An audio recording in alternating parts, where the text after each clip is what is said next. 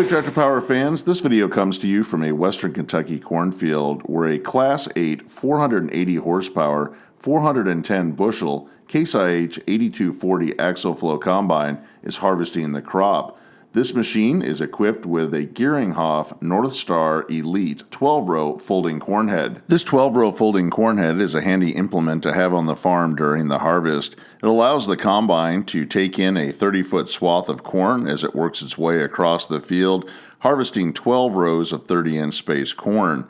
When it's time to move to the next field, the corn head folds up to a narrow 15 feet, the same width as a 6-row corn head. This header speeds up the harvest, allowing the combine to move from field to field with ease. There's no delay in hooking and unhooking the corn head. Also, it saves time and money because an extra driver is not needed with a pickup truck, and a header cart is not required to transport the Geringhoff corn head. Let's head out to the field now and take in all this corn harvesting action.